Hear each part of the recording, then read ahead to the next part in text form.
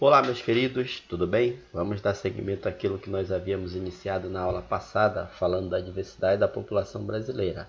E na aula passada eu te disse que a população brasileira se formou a partir da mistura de três povos, né? O nativo, que aqui vivia, o africano que foi trazido à força para o território brasileiro, e hoje vamos ver um outro componente que deu origem à população brasileira, que é o imigrante, no caso, o imigrante europeu. Bom, quando se fala da imigração para o território brasileiro, nós vamos ter os primeiros fluxos migratórios sendo dos portugueses que ocorreram nos primórdios da nossa colonização, lá por volta de 1500, e posteriormente nós tivemos o incremento desses fluxos migratórios. E como eu te falei há pouco, né, grande parte da população brasileira é formada por descendentes de imigrantes, quer sejam europeus, quer sejam asiáticos e etc. Bom, então o que é um imigrante para a gente entender melhor esse movimento migratório de pessoas? Imigrante é qualquer pessoa que chega e entra em um país. Então, qualquer estrangeiro que está presente no Brasil, ele é chamado de imigrante. E você tem também o termo emigrante. Se imigrante significa a entrada, emigrante significa a saída de pessoas. Então, qualquer estrangeiro que está presente no Brasil, ele se torna um imigrante, e qualquer brasileiro, quando sai do nosso país em direção a outro, é um emigrante. Mas, veja bem, a partir do momento que ele chega naquele país de destino, ele se torna também um imigrante. Tranquilo? Então, não te esquece, imigrante é quem chega, emigrante é quem sai. Então, como eu estava te dizendo, boa parte da população brasileira tem descendência de imigrantes, ou seja, tem descendência de estrangeiros. Bom, a migração intensa para o território brasileiro ocorreu entre o final do século XIX e início do século XX. Isso daqui vai ter alguns pontos históricos que vão explicar essa intensidade dessa migração que eu vou te falar já já para vocês, tá bom? Bom, quanto aos europeus, nós tivemos os portugueses, italianos, espanhóis e italianos que vieram em maior número para o território brasileiro. Os asiáticos, nós temos os sírios, os libaneses, os japoneses e os chineses, que nos últimos anos os chineses têm formado uma grande comunidade dentro do território brasileiro. Bom, primeiro, tu tens que entender o que são movimentos migratórios. Eu já te falei a diferença entre imigrante e emigrante. Então, quem é um migrante? É qualquer pessoa que deixou o seu local de pertencimento. É uma pessoa que saiu do seu local de pertencimento, onde nasceu, onde fincou raízes. Então, você vai ter o migrante. E a principal causa da migração é o fator econômico. Geralmente, a pessoa sai de uma região estagnada e migra para uma região mais dinâmica. E em se tratando dos movimentos migratórios, nós temos a migração externa, que é aquela que ocorre quando uma pessoa deixa um país e se dirige a outro. Por exemplo, é muito comum nós termos a presença de venezuelanos no Brasil. Então, isso é uma migração externa. Eles deixaram a Venezuela e migraram para o território brasileiro. Mas nós também temos a migração interna. Essa migração interna ocorre dentro do mesmo país. É comum no estado do Pará nós termos a presença de pessoas do sul, de termos pessoas do sudeste. Então isso daí é o quê? Uma migração interna. É uma migração que ocorre dentro do mesmo país.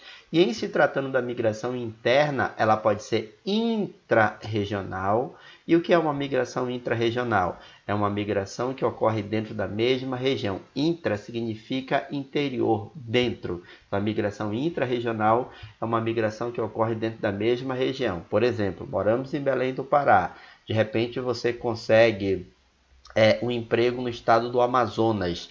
Você fez uma migração intra-regional. Temos a migração interregional. Inter significa de uma para outra região. Então, uma pessoa que sai de uma região para uma outra região. Moramos na Amazônia, de repente vamos trabalhar no sul do Brasil. Nós saímos de uma região e migramos para outra, tranquilo? Então não te esquece, os movimentos migratórios geram a migração externa, que é quando ocorre de um país para outra. A migração interna, que pode ser de dois tipos, intra e interregional. Quando se fala da migração interna, ela ocorre dentro do mesmo território. Tranquilo? Bom, e as migrações externas no Brasil. Dessas migrações externas, elas ocorrem com maior intensidade desde a independência.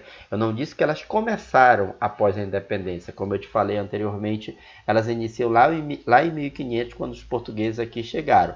Mas desde a independência até meados do século XX, o país recebeu um grande número de imigrantes. Isso se deve a alguns fatores históricos. Primeiro, em 1850 foi promulgada a Lei Eusébio de Queiroz, a lei que proibia o tráfico de escravos para o Brasil. Então, de 1850, ou seja, com a proibição do tráfico de escravos para o Brasil, incentivou-se a migração livre para o território brasileiro, pois havia necessidade de recomposição de mão de obra para trabalhar principalmente nas lavouras cafeeiras. E nesse período, quem trouxe um certo poder aquisitivo ou que tinha posses acabou se tornando proprietário de terra, e quem não tinha acabou se tornando empregados em propriedades. Então, de 1850 até 1930, o Brasil viveu um período de forte imigração. Essa imigração começa a diminuir a partir de 1930, pois em 1930 foi criada uma lei que disciplinava o acesso de estrangeiros ao território brasileiro. E essa lei ficou conhecida como Lei de Cotas, uma lei criada pelo presidente Getúlio Vargas que acabou disciplinando a quantidade de estrangeiros que podiam entrar no território brasileiro. Tranquilo? Sigamos. Bom, e recentemente nós vamos ter o quê?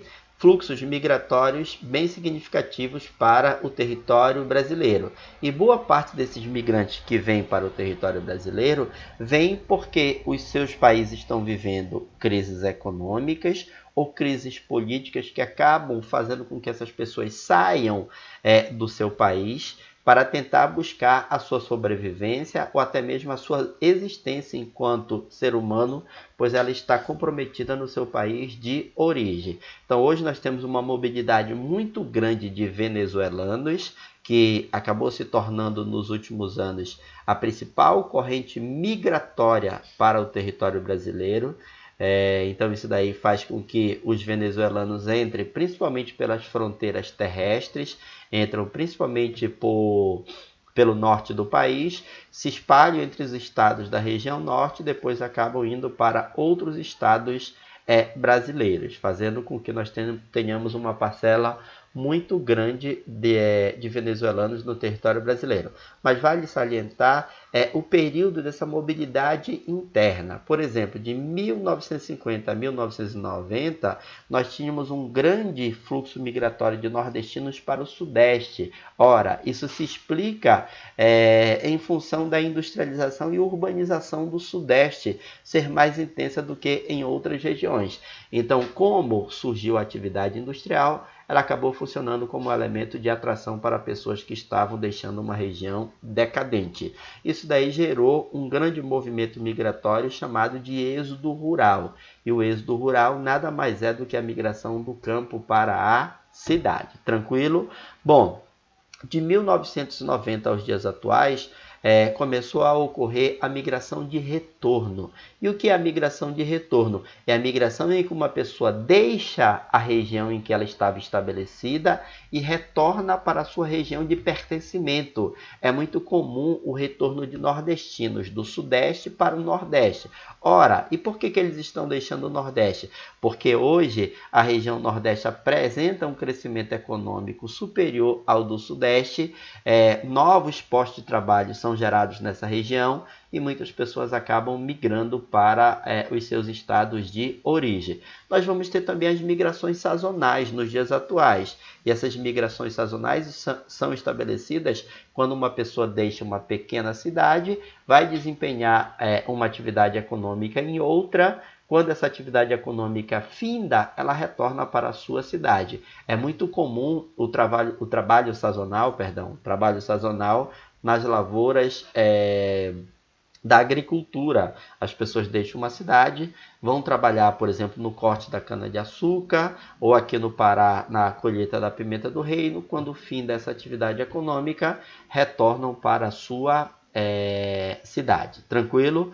Bom, aqui nós temos um mapa mostrando a migração. Você pode acompanhar o mapa no seu livro. Observe que de 50 a 70 o principal fluxo migratório vai do Nordeste para o Sudeste. De 70 a 90 você já tem o que? A expansão desse fluxo de nordestino para outras regiões. E da década de 90 você já começa a ter o que? A migração ocorrendo por diferentes partes do território brasileiro. Tranquilo? Espero que todo mundo tenha compreendido. E para finalizar esse tema, eu quero que vocês resolvam as atividades da página 64, sendo as questões 1, 2, 3, 4 e 5. Boa resolução e até a próxima. Valeu e um forte abraço.